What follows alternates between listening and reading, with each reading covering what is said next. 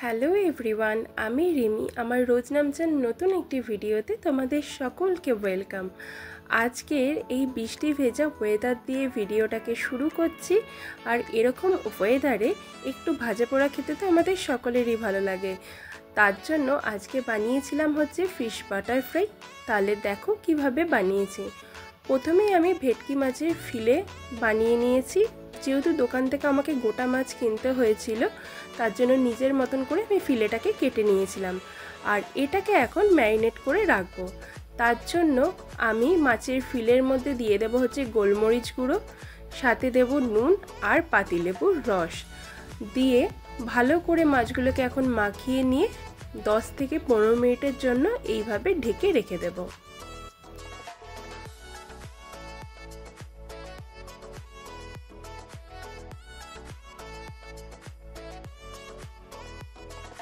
মাছটাকে ম্যারিনেট করতে আর যে মশলাটা লাগবে তার জন্য দেখো নিয়ে নিয়েছি এখানে পেঁয়াজ।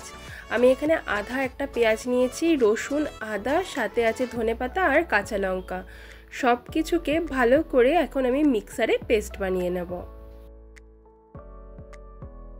মশলার পেস্টটা আমার রেডি হয়ে গেছে। মাছের সাথে এখন ভালো করে মাখিয়ে নেব।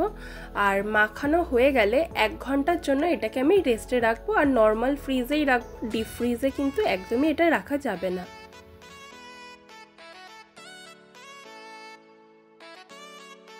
এক ঘন্টা আমার হয়ে গেছে। এদিকে ব্যাটারটাকে তাহলে চলো রেডি করে নিই। এখানে তার জন্য আমি দিয়ে দিয়েছি বাটিতে 3 চামচ ময়দা, সাথে দেব হচ্ছে 1.5 চামচ কর্নফ্লাওয়ার, স্বাদ অনুসারে নুন, আর দেব খাবার সোডা, বেকিং পাউডার আর গোলমরিচ গুঁড়ো দিয়ে ভালো করে শুকনো উপকরণগুলোকে আমি মিশিয়ে নেব।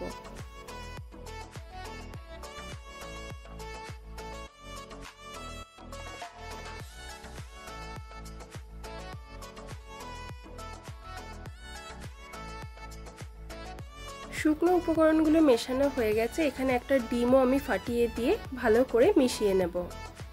ডিমটা আমার মেশানো হয়ে গেছে আর আমি এখানে দিয়ে দিয়েছি পরিমাণ মতো জল।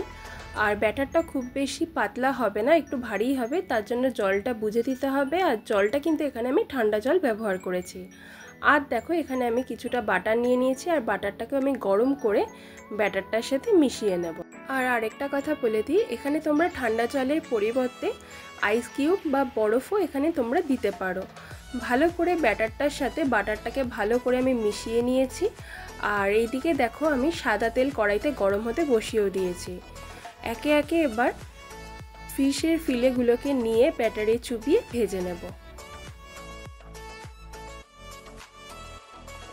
আর মাছগুলোকে তেলে ছাড়ার আগে ভালো করে তেলটাকে কিন্তু গরম করে নেবে।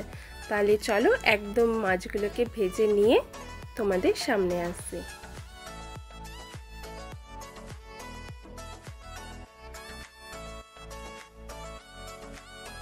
আর এই দেখো রেডি হয়ে গেছে আজকে আমাদের ফিশ বাটার ফ্রাই। আমি এখানে কাসুন্দির সাথে সার্ভ করেছি। তোমরা বাড়িতে আমার মতন করে একবার এইভাবে ফিশ বাটার ফ্রাই বানিয়ে খেয়ে দেখো। যদি তোমাদের আজকের এই রেসিপিটা ভালো লাগে তাহলে ভিডিওটা ছেড়ে যাওয়ার আগে একটা লাইক, শেয়ার, সাবস্ক্রাইব করে দিও। আজকের জন্য টাটা।